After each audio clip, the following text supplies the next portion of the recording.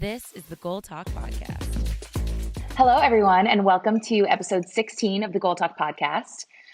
Today, I am sitting down with our resident SEO guru, Gordon Donnelly, and we're going to talk through what SEO means and how small businesses can integrate SEO strategies into their marketing mix, what it can do for you, and kind of talk through everything along those lines.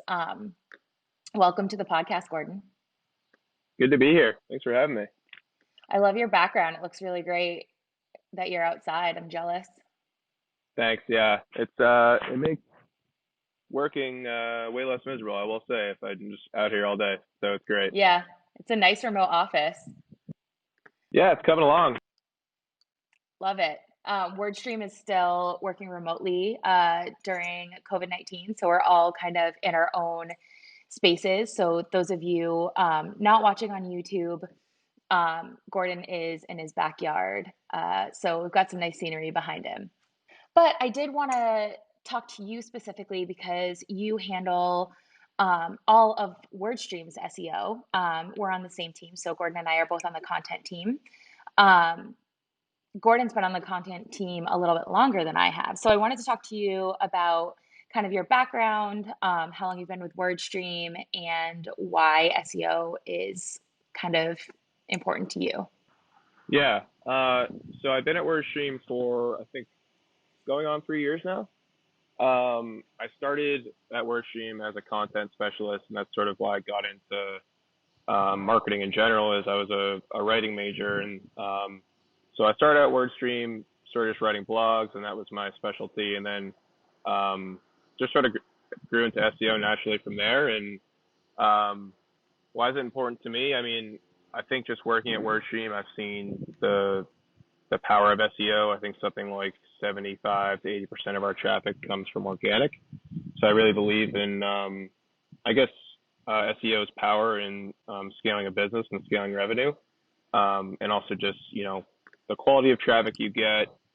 Obviously, it's a very cost-efficient way to scale compared to PPC. I think they're best used in concert. But that's sort of my background, and I guess why I think SEO is valuable. I'm excited to talk more about it. Awesome. Yeah, I can't wait to get kind of into it a little bit more and talk about those specifics that you touched on, and we'll certainly get there. SEO, can be technical. It can be, something where if you don't know the exact terminology, it might not be something for you to easily dive into. So I thought it might be valuable for us to talk through some of the terminology that we might use throughout this episode. So I have a list of terms here, and I thought it would be great if we could just go through each one and kind of quickly touch on what that means, so that as we're having a conversation, if something comes up like a, meta tag or, a title tag or something like that, we kind of all know what that means and we're not, using a different dialect. So, and if I miss anything, feel free to just kind of tack it on. So in terms of SEO, what is authority? So authority, it's not necessarily like a tangible metric, but it's basically a way of saying this is how. It's basically like, I guess your site's ability to rank in search is determined by your authority, and your authority is determined by the sum of the backlinks that are coming to your site, so the quantity, and then also the quality of those links. So if over time you're producing a lot of content, the idea is that you're accruing a lot of natural links from other sites, and you want those links to be, so the first thing you want those links to come from a diverse range of sources, and you also want those links to come from other authoritative sites. So I guess that's authority in a nutshell. Awesome. And then in terms of SEO, the fold, what does that refer to? Yes, the fold is when you open a web page, the fold is essentially just what's below I guess what you would call the first contentful paint, like the first page load, like what you're seeing, the UX on the first page. So the fold would be anything that comes below that. And, a lot of people use below the fold to incorporate their SEO optimized copy. And that could be a good strategy. Yeah, that's the fold. So it's like the top part of the page before you start scrolling. Yeah, exactly. Cool. What is alt text? Alt text is sorry, big truck just went by. So alt text is essentially the text that you're putting, it's metadata that you're putting in the back of your images. So this is how Google understands what your images are. And it's also if you have people that have visual disabilities, it can be a way of if they have software that's allowing them to read the page, it can help them understand what that image is about. But it's one of the core elements of what you would call image SEO, and it's a way of people, if they're conducting image searches around your products and services, it's a way of getting your image to show up first. Great. And one thing you mentioned during that description was metadata or meta description. So that's a perfect kind of segue into what that might be. Yeah, so your metadata, basically when you're optimizing your page, you have what's on the page and then you have what's in the back of the page. And what's in the back of the page is pretty much defined by your meta elements. So you have two really pivotal meta elements. You have your title and you have your description.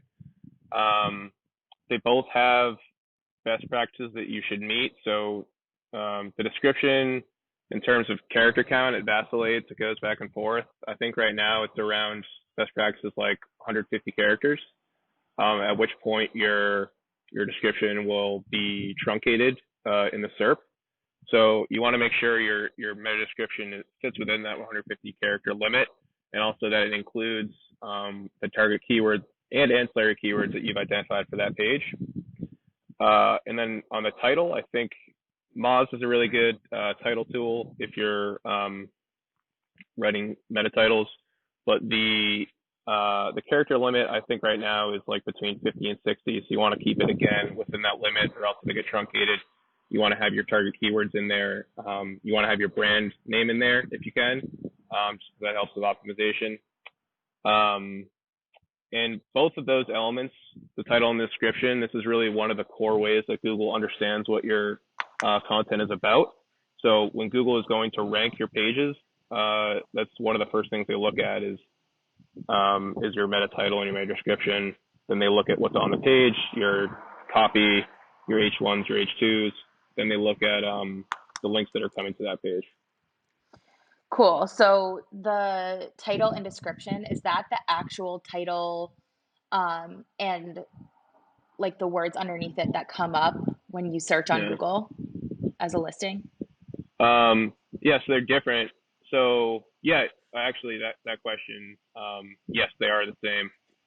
Depending on what content management system you use, and when I say that, I just mean like the acronym is CMS, but that's, if you're using Shopify, Squarespace, WordPress, BigCommerce, whatever. Basically, if you're creating a page, you title your page, and then I think, by default in most of these CMSs, that'll be what your page title is. But then you also have the option in a lot of these CMSs to go in and edit the page title. For instance, if you're writing a blog post and you wanted to write like, if you wanted to include some kind of snappy like call to action or urgency in your title, but it wouldn't necessarily fit in the search results. So if you wanted that's what ends up happening a lot of time is you're writing a blog and you want the title to be longer than what's in the SERP. You can have that long title, use it as what's called an H1, so it's a header, and that's another big thing that Google looks at. And then you go in and you can manually edit your title tag, which is what shows up in the search results. Cool. A couple things in those descriptions that I wanted to ask about. SERP we use a lot, and we've kind of gone through in this podcast, but that's your search engine results page. So that comes up a lot in PPC as well, but that's after you search something in Google, that list of results that it generates for you, that's the SERP. And then another thing that you brought up that we could talk about next is keywords. And I know we use keywords in PPC as well. We've touched on them a couple of times, but how do keywords for SEO differ from keywords for PPC? And how are they used in SEO? Yeah, so fundamentally, there's not a lot different. When you start getting to creating content like blog posts, generally you're going after more informational keywords than you are on paid search. So paid search, you're going after keywords with commercial intent, so people that are in the market for your products and services the time they're searching. SEO, you're looking more for like questions. You're looking for what is this thing? How does this thing work? How do I set up an outdoor shower? Etc. If you were selling outdoor showers, that would make a good blog post. Don't ask me why that was on my mind. But are you making an outdoor shower? Yes, I'm in the market for an outdoor shower right now. And my girlfriend just sent me a really cool one where they actually send you the pieces to assemble the shower, and then you just sort of erect it and you mount it to your house, and then you just have to coordinate the hose to come out. So I'm in the market for sure. That makes more sense as to why that was the first thing on your mind. Yeah. But in general, like if you're just optimizing your core pages, your home page, your product pages, your service pages, the ones that you really want to funnel users to, you're just going to be going after keywords that have the highest volume, keywords that, if you can, have low difficulty. And if you're using any keyword tool, so Ahrefs is one that I shout out a lot. They have a free trial. SEMrush is another good one. WordStream, I'd be remiss not to mention, has a great free keyword tool. And all of those tools have those two metrics. What you'll see is volume, and that's just your monthly search volume. Difficulty, which is the level of how difficult it is to rank on page one for that term. And so those are sort of the two main elements of the pie. And the third thing is product intent or service intent. So you want to get keywords that have high volume, but also have that really high intent to your product and service. So when you're creating blog posts, it's great to have those informational keywords. But say if you're selling like a fire pit table, your home page and your product page is going to be optimized for that keyword, fire pit table, assuming it has the volume. So yeah, that's sort of my rundown on keywords. Cool. So H1 and H2, I know you slightly touched on what H1 was as like a header. Could you kind of go into the difference between H1 and H2 and what headers are and why they're important? Yeah, so an H1 is basically, it's like ostensibly the on-page title. So it's not your title tag like I was talking about earlier. It's what a user sees when they go to that page. So if you're going to read a blog post and the blog post is titled X, Y, or Z, that's generally the H1. And H1 is another ranking signal. So when Google is trying to understand what your page is about in order to index it, it's looking at your title tag, it's looking at your meta description, and then another big thing it looks at is that H1. H2 is generally just like, so if you're reading a post, and the post has a lot of subtopics, if it's like a best of list, your H2s are is what that's going to consist of. And H2 is like not as big of a ranking factor as an H1, but it's another thing that Google looks at in addition to your on-page copy when it's trying to understand what your content is about. Yeah,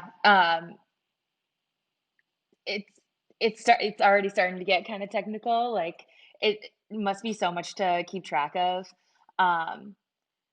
For small businesses that might not have like a huge team or a SEO specific person, why should a business person who is just created their website, just kind of getting their stuff to market, or kind of maybe had their website live for a while and is just starting to think about adding in an SEO strategy to their marketing mix, what would you say to kind of convince that business owner to really focus on SEO, and why is it super beneficial for small businesses as they start to kind of get ramping up?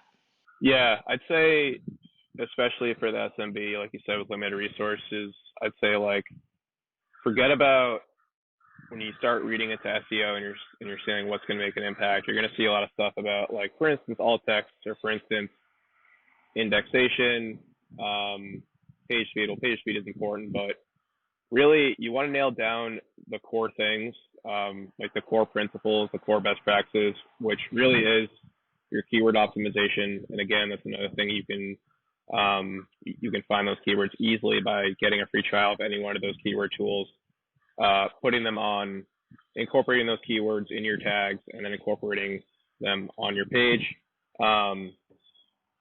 And then the link aspect, which I'm sure we'll get into link building later. But for an SMB that's trying to grow traffic, it's really just about scalability. So like paid PPC, like Facebook ads, Google ads, is another great way to scale. But like in the long term, like I know especially for a lot of businesses that are starting out, like you just sort of have limited runway, and you have to put a lot of money in right at the jump to start getting results. SEO is a way, especially if you're really trying to bootstrap it and you're really strapped for cash, you can start doing these things that it's sort of like you're building a house and you're just like, planting seed in the lawn. You're doing things that you have control over, and that really aren't like overly technical once you get them down. And it really will make a big difference in the long run because it's just free page views that are coming to your site. And generally speaking, the people that are coming to your site via organic search are going to be, they're going to stay on the site longer on average. They're going to convert at a higher rate, and they're just going to be generally more engaged than a person that comes via a Facebook ad, or I wouldn't say a Google ad because depending upon the search, it can be.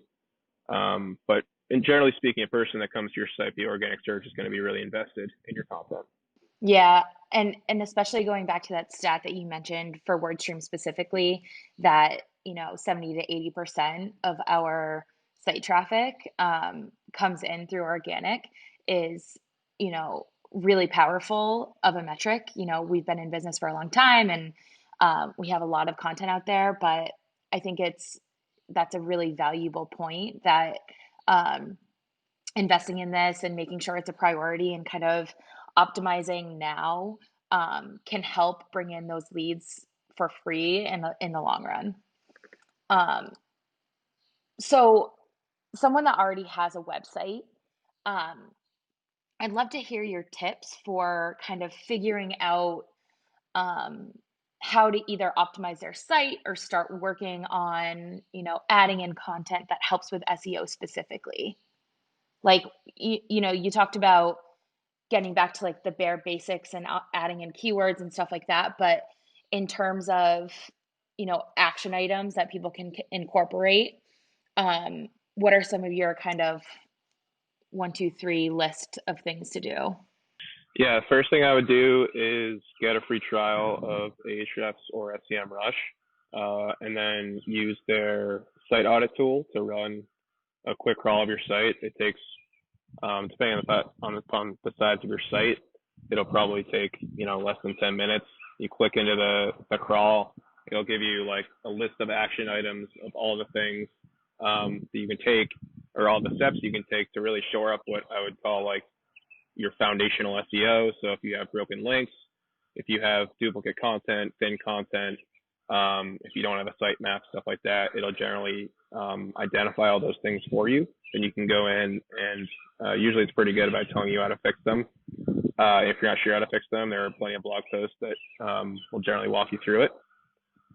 From there, I would say after you sort of have the foundational stuff down, and even if you're not sure, like say like you're a little worried about your page speed, you think that people that are coming to your site are having trouble getting the page to load, so they're bouncing. That's definitely a big lever, but you can compensate for that by continuously creating content. And when people ask me about SEO, so one of the things I always say is like, of all the principles, content really defines SEO. So I think that, shoring up that foundational stuff, the technical stuff is important. But when it comes to scaling and it comes to really growing your traffic, you absolutely need to have a content plan in place. And I would recommend going pretty aggressively at creating content around keywords that you'll identify if you use any one of those keyword tools I mentioned, to start doing some very basic searches in your niche. For instance, like going back to the fire pit table example, you type that into the keyword explorer and Ahrefs, you'll see a list of people that are asking questions like, how do I assemble a fire pit table? Is my fire pit table gonna light my deck on fire? Things like that. And you can see the amount of monthly search volume, how difficult it is for rank, and you start creating content around those keywords, and you're going to be getting what amounts to free visits to your site of people that aren't necessarily in the market right now for a fire pit table, but they're trying to understand. You know, they're basically top of funnel prospects that are moving down towards that commercial intent place in the funnel. So I just think the content piece is really, for me, is the most important component of SEO. Yeah, and that can be anything from either writing website copy and like landing page copy to actually creating blog posts answering questions about your niche, correct? Yeah, totally. So on the product copy piece, so that's another, I mentioned like some of the ways that Google understands and ranks your content, and it's definitely going to be looking at like the title of your products, and then your product descriptions, what kind of copy is actually physically on the page. One thing a lot of people do is, and I know we've done this at WordStream, is create sort of like you can create like a frequently asked questions section, or you can create like a product spec section, and you just have it be this sort of elegant little drop down, where it's not like a whole blog post that lives underneath your product, but search engines can read the SEO optimized copy that is in those sections. So it's definitely really important to have keyword rich content on your product and service pages. So yeah, you're totally right, Mikayla, that it's the blog post component, but it's also making sure your core pages are really optimized as well. Yeah, for sure. Um, One thing that it reminds me of that we talk a lot about in PPC is relevancy. When Google determines either, when your ad is going to show or um, how likely they are to show your ad over a competitor, how much they're going to charge you for an ad. It's all about, how much the copy in your ad matches the copy on your landing pages, matches, um, what Google's looking for a specific auction. So it makes me think about when you're talking about keywords within each landing page, does Google give you a higher ranking, or think about your site differently when you're kind of all optimized around a core set of keywords, or does it, not really matter in SEO? Um, no, it definitely matters, and like to your point, you want to be as relevant and accurate as possible, which is why when I was talking about earlier about keyword intent, that's like just such an important component, because you can have keywords that have 2,000 monthly searches and are like not competitive, but if it doesn't have that product or service intent piece, then you're going to be getting irrelevant traffic, and actually Google, your CTR will be lower, so your click-through rate, sorry, so Google will know that your page isn't relevant, and it's going to rank it lower. So it takes all those things into account. And yeah, I guess the relevance piece is I guess one of the most important components for sure. Yeah. Um, and another thing that comes to mind is when, we always say this about PPC as well, but there are so many changes that happen all the time, between changes that come from Google and other search engines in how their algorithm ranks and crawls and prioritizes different things. Um, it's a lot to keep up with, and especially for small business owners looking to keep up with, PPC changes and different ad types and new things to try there. They're also, writing content. They're also, being the salesperson, getting new products out. When it comes to SEO, do you have like a group of resources or like a Twitter account or a blog that you follow that really helps you stay up to date with any core changes that, people should know about? Yeah. Moz, if you're looking for algorithm updates, Moz has a good post. I think it's literally like moz.com/algorithm dash updates. Search Engine Roundtable is another really good one. They'll actually, in terms of like news posts and like staying on top of like what's called like chatter. So if people are speculating that an algorithm has the algorithm has changed and has affected certain verticals, you'll get a lot of that information there. And then they do like monthly roundups and talk about a lot of stuff that's happening with Search Console. So Search Engine Roundtable is another good one. I would say in general, try not to make decisions based on algorithm updates, and try to. So Google's pretty consistently every time it releases one of these updates, that they always come out and say we're not targeting certain niches.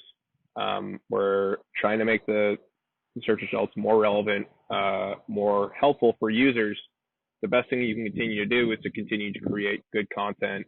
Not have aggressive interstitials on your site. Don't have any sort of like, don't be keyword stuffing. That's where you're like overly putting SEO keywords to try to rank.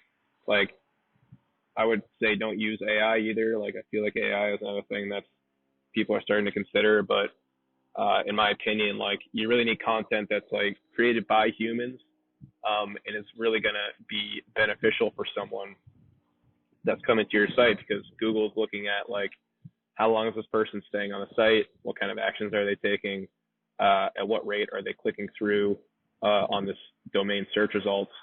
So those are all the things they're taking into account.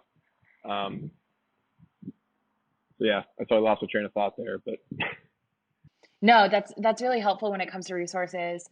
And in terms of updates from Google, I mean, there are so many changes that can happen that it's helpful to know, like, to kind of stay on course. And one of the most important things to keep in mind is just, make sure you're continuing to make relevant and valuable content for your audience, identify what they need, and continue to create content around that.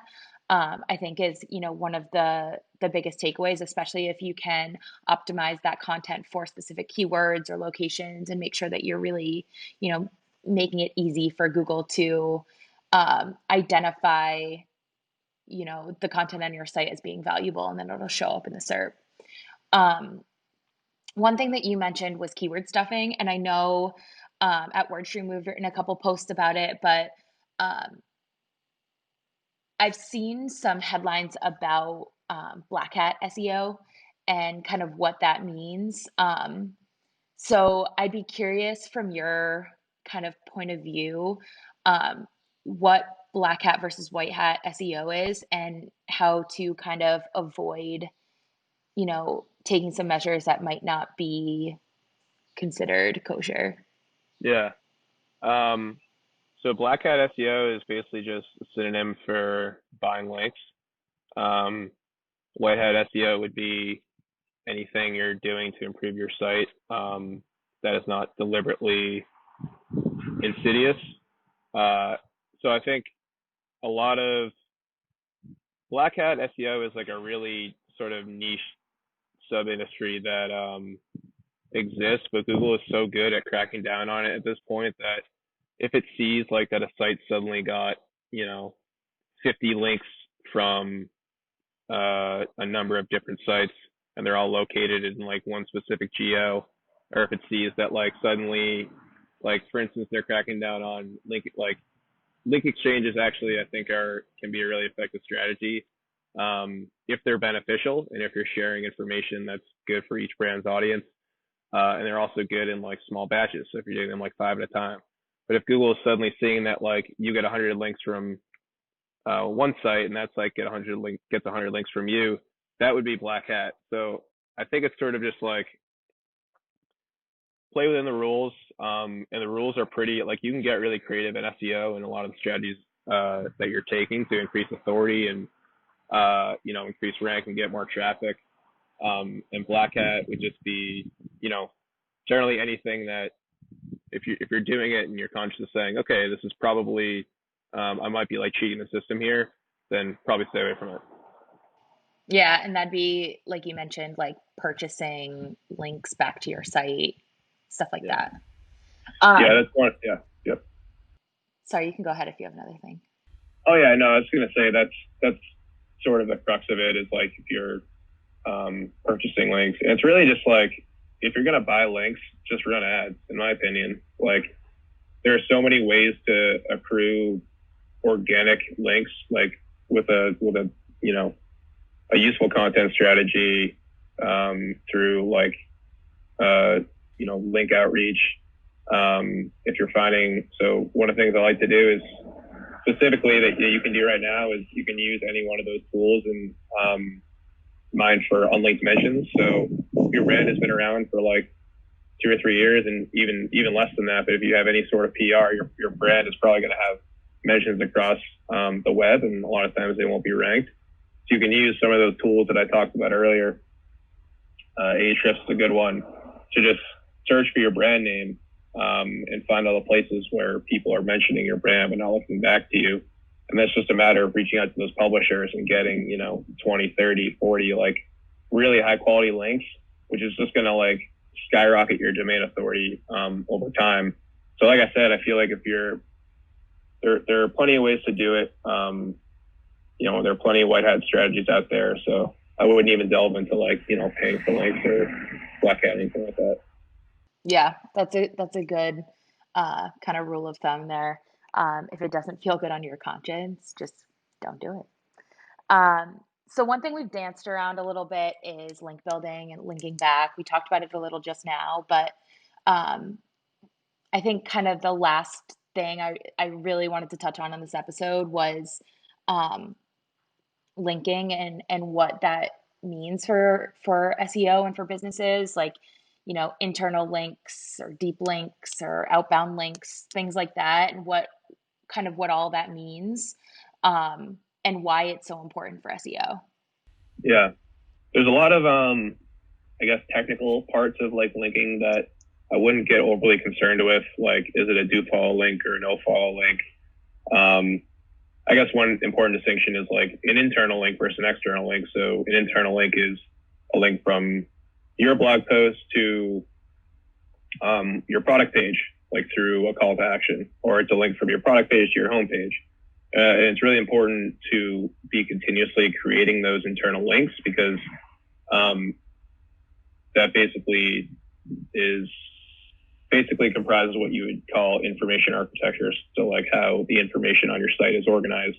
You want to create like this very diverse set of pages that all links back to your homepage where it's like building a house where all of the, what you call link equity, all the ranking power resides. So that's all internal, like on your site, from different pages to your site, back to home pages, to different pages, product pages, blog posts, stuff like that. Exactly. Yeah. So that's the internal piece. And if you want to, for instance, get a blog post to rank, you really need to have that link structure that's, going back to your blog homepage where your RSS feed resides, back to your homepage, because it's going to be very difficult for those blogs to rank if they don't have that internal link structure. And it's also very important. It makes it very important when you're creating a blog that you're creating a lot of in-content links to your other content. So you're basically just creating this giant web of authoritative content that can rank for different queries from around the web. So internal linking is very important. The other big component is external linking, and this is I would say it's another huge component of like Google measuring the authority of your site. So external link is just any link that comes to your site from another publisher. And if you're creating valuable content, you're going to get a lot of these links anyways by people linking to your blogs, sharing your infographics, sharing your data studies, things like that. If you have a really helpful product, they're naturally going to be linking to your product, stuff like that. But there's also a lot of, unique and creative ways you can go about soliciting external links. So one of the ways I talked about earlier, which is like, partnering with another brand, doing some link sharing, like find a brand that's in your niche, or even not necessarily in your niche, but like would benefit from your content or your product, and reach out to them and say, hey, can you link to my site on X, Y, and Z page?